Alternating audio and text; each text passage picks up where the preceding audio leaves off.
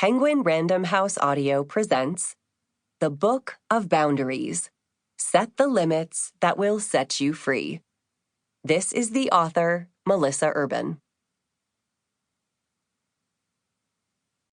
For my husband and my sister, who are always on my team. Author's note. In the last decade, I've talked to thousands of people about their boundary issues. The stories you'll read in this book came from those conversations. A few stories have been told without alteration, using real names and circumstances, always with that person's blessing. In most cases, I've changed names and other details as needed to protect people's privacy. In still others, I've merged multiple conversations into one cohesive story. Always, I have tried to capture the full depth and breadth of the many issues and opportunities that arise when we set boundaries. When it comes to gendered terms like wife or hers, I've preserved what was sent to me by my readers. If you see a specific gendered term, that story was told to me using those terms or pronouns. In the scripts or stories in this book, there are instances where I've merged multiple narratives into one.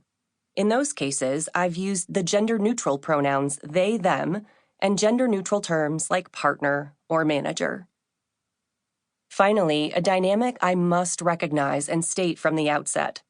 Setting a boundary is an expression of power and a privilege. And if you've never thought about it like that, it's probably because, like me, you have a lot of unearned privilege. Because I am white, straight, able-bodied, financially secure, and thin, I am afforded a certain degree of power in our society. Those privileges and that power mean I can speak a boundary with relative confidence and generally expect others to respect my wishes. People who belong to historically marginalized groups, whether people of color, disabled, plus-sized, or LGBTQ+, don't have the same privilege, the same power, or the same relationship to boundaries that I do. Without that privilege, you're likely more fearful of setting a boundary, and the truth is, others are less likely to respect it. That's how systems of oppression work. I have to be conscientious of this power disparity in my work, but awareness has value only if it leads to changed behavior and sustained action. This recognition is just one small step, and an acknowledgement that I will not accurately capture everyone's lived experiences in this book. I am grateful to each and every person who has so generously shared such intimate details of their life with me. And if we've never spoken, I hope that you will see your own stories reflected in those I tell here, and that they will give you the confidence you need to set the limits that will set you free. Introduction: How I Became the Boundary Lady. In certain circles, I am known as the Boundary Lady. To be fair, I am known as many things. I am a CEO, a wife, and a mother. I'm a best-selling author, an avid hiker, and a voracious reader. But when it comes to boundaries specifically, many of my readers' spouses know me only as that Boundary Lady on Instagram. If you were to look at me today, this label would make total sense. Personality-wise, let's just say I am not a people pleaser. To even the casual observer, I appear assertive, independent, and self-confident, both comfortable with conflict and direct about expressing my needs.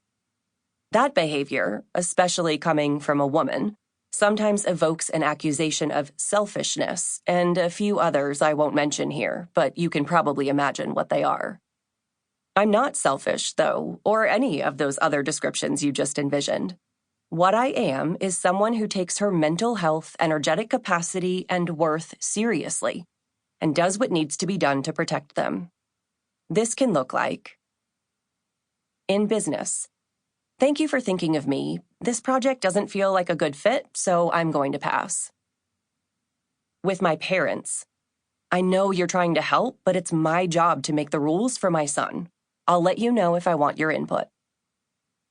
In friendships. Oh, let me stop you.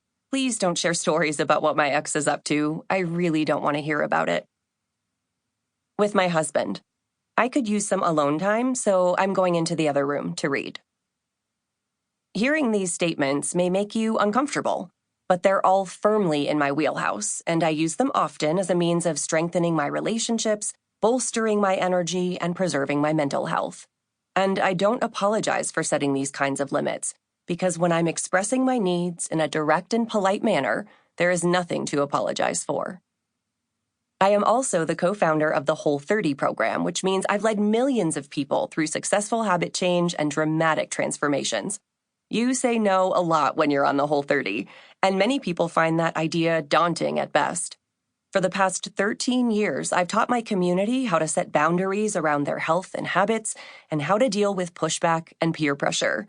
Are you ready to embrace no thank you as a complete sentence? We'll get there. Once people realized I was good at helping them say no to pizza and wine, they started asking me how to say no to their pushy coworker, toxic mother-in-law, and nosy neighbor. I was getting so many questions from people about how to set boundaries that I did a deep dive into all the boundary-related work I could find. I read every book, article, and research paper I could dig up, from therapists, psychiatrists, sociologists, addiction specialists, medical doctors, and business leaders, in a quest to discover what makes good boundaries and how they're established.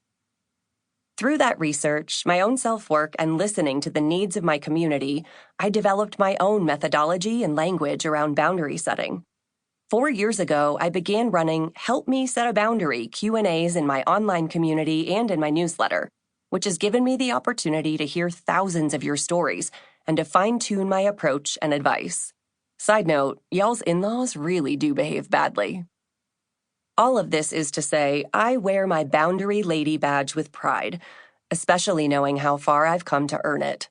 I wasn't always like this. My journey with boundaries starts 22 years ago, when I was at one of my lowest points and was basically a boundary disaster. The list of things that I am also includes recovering drug addict. And it took many years of struggling and desperation before I realized that boundaries were the thing that would literally save my life. I know that sounds dramatic, and I am also a repeat offender of using the word literally to mean anything but literally, but in this instance, it's the truth. I came from a home that modeled avoidance instead of healthy conflict, and after a traumatic experience in my teens, I spent the better part of a decade hiding my emotions, trying not to make anyone uncomfortable, and never saying no. Standing up for myself wasn't a skill I was taught, and confrontation made me incredibly anxious. I desperately needed boundaries, but I didn't feel worthy or capable of setting them. Then one night, 22 years ago, while sitting next to a keg of Natty Light, I set a boundary in a desperate act of self-preservation, and it changed the entire trajectory of my life. That experience encouraged me to set more boundaries with friends, family, coworkers, even myself. The more boundaries I set, the more expansive my life became, which led to Whole30, my business, and this book. The point is, I learned how to set boundaries. The hard way, sure, but I did learn. And if I did, you can too. What are boundaries, and why do we need them? Before we dive into that story, let's establish a working definition of what I mean when I say boundaries. I'm sure you've heard the term, but you probably only have a squishy idea of what boundaries are. I suspect the word itself makes you a little uncomfortable, or perhaps even triggers feelings of guilt. Maybe you think boundaries are mean. Maybe you think they're selfish or uncaring. Maybe you think they're about trying to control other people. Maybe you've been told all of those things by the people who benefit the most from you having none. I define boundaries as clear limits you establish around the ways you allow people to engage with you so that you can keep yourself and your relationships safe and healthy. The dictionary says a boundary is a line that marks the limits of an area, and that's a good way to think about it. Picture yourself standing in the middle of a field. Now draw an imaginary circle around you. That's a boundary. Anything you allow inside the circle is acceptable to you because it's safe, healthy, and feels good. Anything unacceptable you keep outside the circle because it makes you feel unsafe, unhealthy, or generally not good.